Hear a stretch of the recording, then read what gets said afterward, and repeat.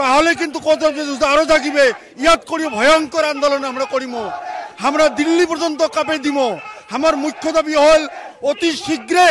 কেএলর সাথত শান্তি চুক্তি হবার লাগবে অতি শীঘ্রে খুব কম দিনের ভিতরতে পারিলে 2025 ভিতৰত কেএলর সাথত সেই শান্তি চুক্তি হবার লাগবে আরো আমার যেটা মানে জনজাতিকরণ এটাও আমাক করে দিবা লাগবে তার সাথে আমার ভাষাক আমার ভারত সংবিধানের 8ম অনুসূচিত স্বীকৃতি পাওয়ার জন্য আমার দাবি আছে গতিকে আমার এই দাবিগুলা অতি শীঘ্রে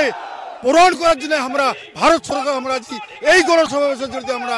মানে জানিয়ে দিবার চাই আর কি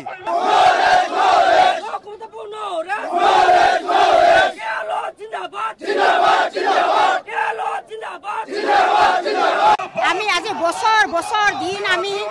এই কষ্ট কৰিছো এই কষ্ট যাতে এইবাৰে আমাৰ সফল হয় তাকে আমি এই বিজেপি চৰকাৰৰ ওচৰত আহ্বান জনাইছো আৰু এইবাৰ যদি আমি এনেকৈ নাপাম তেনেহলে এই ধৰণৰ আন্দোলন আমি তীব্ৰতাৰে আগুৱাই যাম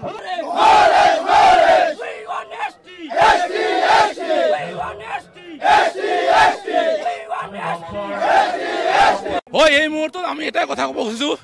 3 বছর ধরি কেএলর চেয়ারম্যান জীবন সিংহ মহাশয়ক অন্ধকুটুরি রাখি আমার কুচ ক্ষমতাবাদী রাজ্যক যি হত্যা করার ষড়যন্ত্র করেছে আমার যেটা আমার রাজ্যর যেটা অধিকার এসটির যেটা অধিকার ভাষার যেটা অধিকার এই অধিকারক দমন করার কারণে জীবন সিংহ মহাশয় আর ডিএল ঘোষ মহাশয় অন্ধকুটুরি রাখিছে গতিকে অতি সোনকালে পিছ একট হব লাগে নহলে 26-ৰ আগত আমি সুনামি লাগাম জুই জ্বলাম চিকেন টুকুৰা কৰি দিম এই কথা জুই জ্বলামে তাৰ কাৰণে গোটেই ৰাইজবিলাক ক্ষোভিত হৈছে আৰু প্ৰত্যেকটো ৰাজনৈতিক দলত থকা ব্যক্তি বিভিন্ন সমাজত বাস কৰা গোটেই মানুহখিনি স্বতঃস্ফূৰ্তভাৱে ওলাই আহিছে সকলোৰে এটাই কথা কোচ ৰাজনৈতিক জনগোষ্ঠী যদি বাচি থাকিব লাগে আমি সুৰক্ষিত সংৰক্ষিত হৈছো ভৱিষ্যত ইয়াত খিলঞ্জীয়া ভূমিপুত্ৰ বাচি থাকিব লাগে তেতিয়াহ'লে নিজৰ সংগ্ৰাম আৰু নিজে সুৰক্ষিত কৰাৰ ব্যৱস্থা কৰিব লাগিব আমি চৰকাৰক কোনো আশা নকৰোঁ আমাৰ এটা স্পষ্ট কথা চৰকাৰে যদি আমাক বাৰে বাৰে প্ৰৱঞ্চনা কৰে আমি বিকল্প ব্যৱস্থা কৰি হলে নিজৰ ব্যৱস্থা নিজে সুৰক্ষিত কেনেকৈ কৰিব লাগে আমি কিন্তু কৰি ল'ম আপোনালোকে গম পায় অসম বেংগল আমাক ভাগ কৰা হৈছিল কোচ ৰাজবংশী সমাজৰ শক্তিটোক বিনষ্ট কৰাৰ কাৰণে এইবোৰ যি ভাঙনমুখী পৰিৱেশ স্বাধীনোত্তৰ আগৰ পৰা আৰম্ভ হৈছিল সেইকাৰণে আমি ক্ষোভৰ জৰিয়তে মনৰ মাজত জ্বলি থকা জুইকুৰাক আমি একেলগে ডবডবাই জ্বলাব বিচাৰিছোঁ চৰকাৰক কৈছে যদি সঁচাকে অসমখন বচাব খোজে ভাৰতখন যদি বচাব খোজে তেতিয়াহ'লে কোচ ৰাজবংশীসকলক সুৰক্ষিত প্ৰথমতে কৰক 2014 চনত আচলতে প্ৰধানমন্ত্ৰী নৰেন্দ্ৰ মোদী বঙাইগাঁৱত ঘোষণা কৰিছিল কোচ ৰাজবংশী জনজাতিকৰণ আৰু তেওঁলোকৰ দাবীও মানি ল'ব 10 বছৰ পাৰ হৈ গ'ল প্ৰত্যেকখন চৰকাৰ মিছলীয়া কাৰো প্ৰতি আমাৰ বৰ্তমান আস্থা নাই সেইকাৰণে আমি এটা কথা ভাবিছোঁ নিজৰ ব্যৱস্থা নিজে ল'ব লাগিব সেইকাৰণে গোটেই কোচ ৰাজবংশী মানে একত্ৰিত হৈছে আজি চাব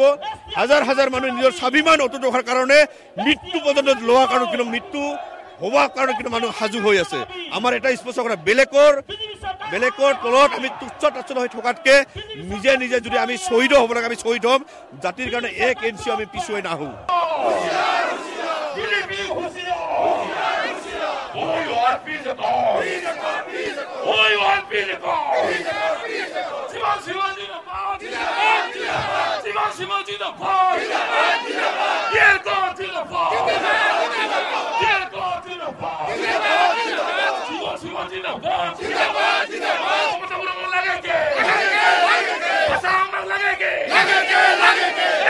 लगे